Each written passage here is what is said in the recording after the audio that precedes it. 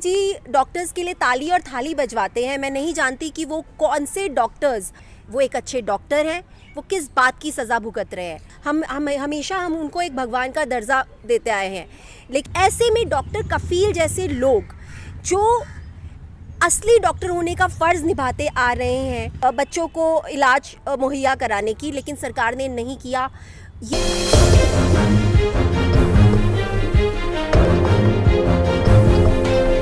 नमस्कार, आप देख रहे हैं नेशनल इंडिया न्यूज़। और आज मैं बता दूं कि इलाहाबाद कोर्ट में डॉक्टर कफील को लेकर सुनवाई थी। जमानत नहीं मिला, लेकिन अगली एक और तारीख मिल गई, जिसके बाद से और उनको रिहाई को लेकर डॉक्टर कफील को रिहा करो को लेकर हैशटैग और भी ज़्यादा ट्वीट होने लगा, ट्विटर पर ट्रेंड भी करने लगा।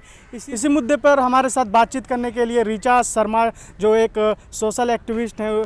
मैम, जिस तरीके से आज इलाहाबाद में सुनवाई हुई और जमानत तो नहीं मिला, लेकिन एक और तारीख मिल गई, क्या लगता है कि डॉक्टर कफील खान को बस तारीख मिलेगी या जमानत भी मिलेगा? देखिए, पिछले 6 सालों से ये देश उस कगार पे आ गया है कि इंसान जितना अच्छा होगा उसके साथ सरकार उतना बुरा बर्ताव करेगी। इंसान जितना बुरा होगा वही इंसान पार्लियामेंट में बैठने के लायक बनेगा। और ये चीज़ हम नहीं कह रहे हैं, ये चीज़ सरकार ने अभी तक साबित करी है, क्योंकि डॉक्टर कफील वो इंसान है कि आज अगर मैं उनका नाम भी ले रही हूँ तो मुझे बहुत गर्व महसूस होता है उनका नाम लेते हुए, क्योंकि वो इंसान है जो गोरखपुर में जिन्होंने जो काम सरकार का था, बच्चों को बचाना, जहाँ पर ऑक्सीजन सिलेंडर की कमी हुई थी, सरकार अपनी व्यवस्था में फेल हो गई थी, लेकिन उस इंसान ने एक असली डॉक्टर होने का फ़र्ज़ निभाया। उन्होंने उन बच्चों को ऑक्सीजन, ना सिर्फ ऑक्सीजन सिलेंडर उनको मुहैया कराया अपने पैसों से, बल्कि जितने बच्चों की जान वो बचा सकते थे वो उनको गोदी में ले के घूमे। Doctor Kafeel is actually a definition of a true doctor. जब मोदी जी डॉक्टर्स के लिए ताली और थाली बजवाते हैं, मैं नहीं जानती कि वो कौन से डॉक्टर्स और कौन से हेल्थ वर्कर्स के लिए ताली और थाली बजवाते हैं, क्योंकि सही मायने में हिंदुस्तान के अंदर डॉक्टरी एक पेशा है।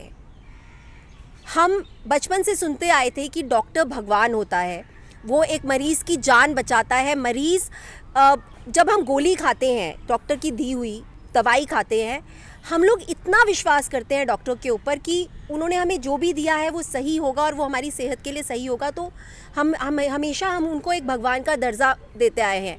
लेकिन हिंदुस्तान के अंदर ऑफ लेट डॉक्टरी एक बिज़नेस हो चुका है, ये आप भी बहुत अच्छे से जानते हैं। चाहे वो बड़े बड़े हॉस्पिटल हों, जैसे फोर्टिस जैसे हॉस्पिटल, मैक्स जैसे हॉस्पिटल, जहाँ पर सिर्फ़ और सिर्फ कारोबार होता है, जहाँ पर सिर्फ़ और सिर्फ पैसे के लिए इंसान को चीर फाड़ करी जाती है, लोगों की लाशें तक नहीं दी जाती उनके परिवार वालों को अगर एम्बुलेंस का पैसा वो नहीं देते या अगर वो पूरा बिल पे नहीं करते। ऐसे में डॉक्टर कफील जैसे लोग जो असली डॉक्टर होने का फ़र्ज़ निभाते आ रहे हैं, गोरखपुर में उन्होंने इतने सारे बच्चों की जान बचाई। ना सिर्फ गोरखपुर में, जब मुजफ्फरपुर में एक आउटब्रेक हुआ एक बीमारी का, वहाँ पर भी कितने सारे बच्चे मरे थे। उस वक्त भी सरकार की जिम्मेदारी थी बच्चों को इलाज मुहैया कराने की, लेकिन सरकार ने नहीं किया। ये वो इंसान है जो मुजफ्फरनगर भी गया, वहाँ जाके कैंप लगाया और वहाँ जाके भी उन्होंने बच्चों की जान बचाई।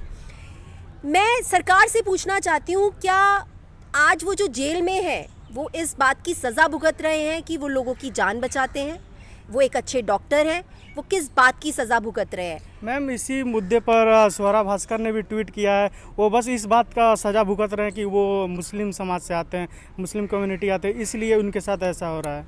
देखिए, मैं बिल्कुल आपको यही बात बोल रही हूँ।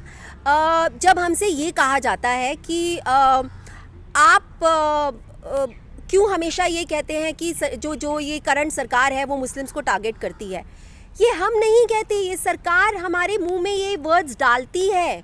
ये सरकार प्रूव करती है बार बार कि कहीं ना कहीं पिछले 6 सालों से सिर्फ और सिर्फ मुस्लिम समाज को टारगेट किया जा रहा है।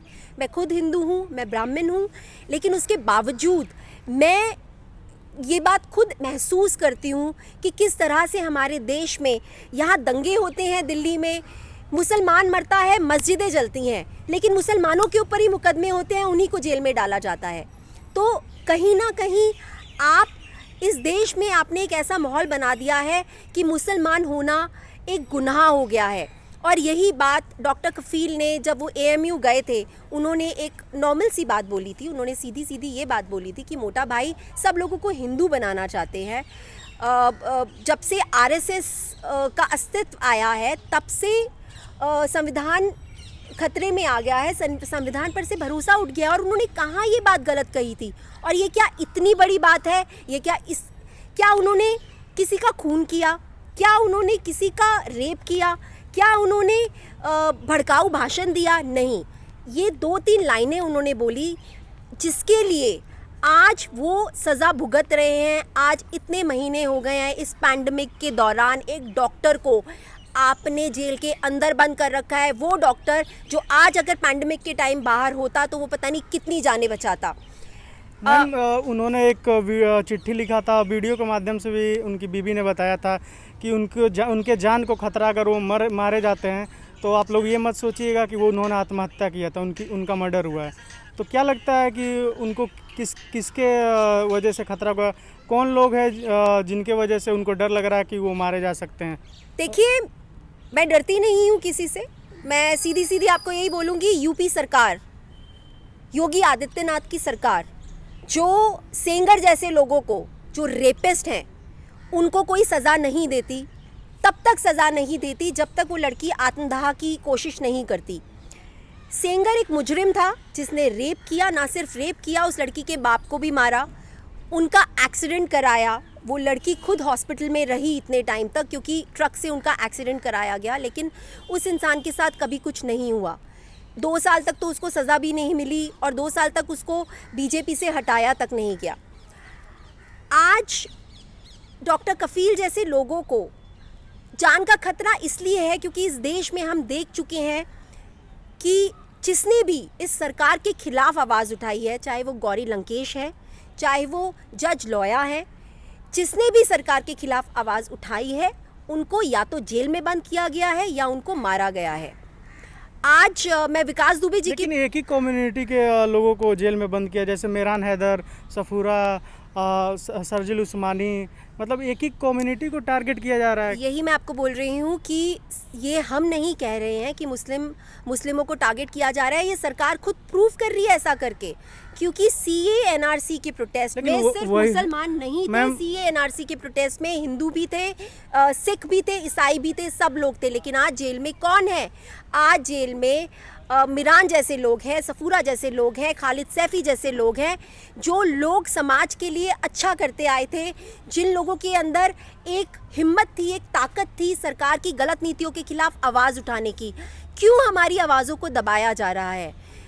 कब तक? क्या आपको लगता है ये एक आज़ाद समाज है? क्या आपको लगता है कि हम आज़ाद हिंदुस्तान में रह रहे हैं?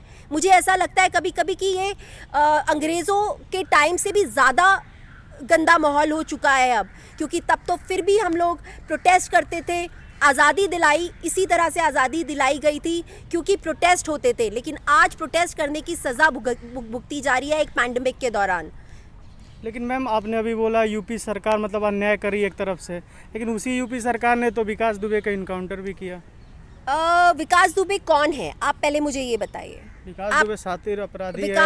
विकास दुबे शातिर अपराधी है, जिस इंसान ने 8 पुलिसकर्मियों का खून किया, लेकिन फिर भी उसको हिस्ट्री शीटर कहा गया, उसको आतंकवादी नहीं कहा गया। क्यों? क्योंकि वो विकास दुबे है, खान साहब नहीं। अगर वही इंसान खान साहब होता तो उसको आतंकवादी कहा जाता, उसको हिस्ट्री शीटर कहा गया। कहीं ना कहीं एक अपराधी जो इतने सालों से सक्रिय है, उसने ये पहली बार तो इस तरह की हरकत नहीं करी थी। 2001 में भी जब राजनाथ की सरकार थी, वहाँ पर उसने पुलिस स्टेशन में जाकर मारा था मंत्री को, तभी भी उसके साथ कुछ नहीं किया गया। तो कहीं ना कहीं, और आप देखेंगे बहुत सारे वीडियोस, बहुत सारे फ़ोटोज़ हैं जहाँ पर वो विकास दुबे खुद योगी आदित्यनाथ के साथ आपको नज़र आएगा। बहुत सारी पॉलिटिकल पार्टीज़ हैं जो उसको इस्तेमाल करती थी अपनी वोट बैंक को बढ़ाने के लिए। तो कहीं ना कहीं उसको मारना ज़रूरी था, उसका एनकाउंटर करना ज़रूरी था, क्योंकि उसके साथ वो राज दफन करने ज़रूरी थे। अदरवाइज़ आपको एनकाउंटर करने की ज़रूरत नहीं थी उसकी, आप उसको जेल में लेके जाते और जब उसके ऊपर मुकदमा चलता तो बहुत सी चीज़ें सामने आती कि हो क्या रहा है। क्यों सेंगर का आज तक एनकाउंटर नहीं हुआ, आप मुझे बस इतना बताइए। क्यों चिन्मयानंद का एनकाउंटर नहीं हुआ? और भी बहुत सारे शातिर अपराधी हैं, आज तक उनका एनकाउंटर क्यों नहीं हुआ? इतने सारे रेप होते हैं हमारे देश में, उन रेपिस्ट का एनकाउंटर क्यों नहीं होता? मैम बहुत बहुत धन्यवाद आपका। ये थे हमारे साथ ऋचा शर्मा। इन्होंने हर सवाल का जवाब बारीकी अंदाज में दिया। उन्होंने इनका साफ तौर पे कहना है कि संविधान का एक तरह से गला घोट दिया गया है और हम लोग डेमोक्रेसी में नाम के लिए जी रहे हैं, लेकिन कोई भी डेमोक्रेसी भारत में बची नहीं है। चैनल को सब्सक्राइब नहीं किया है तो प्लीज़ सब्सक्राइब कीजिए और ताज़ा अपडेट पाने के लिए बेल आइकन को दबाना ना भूलें।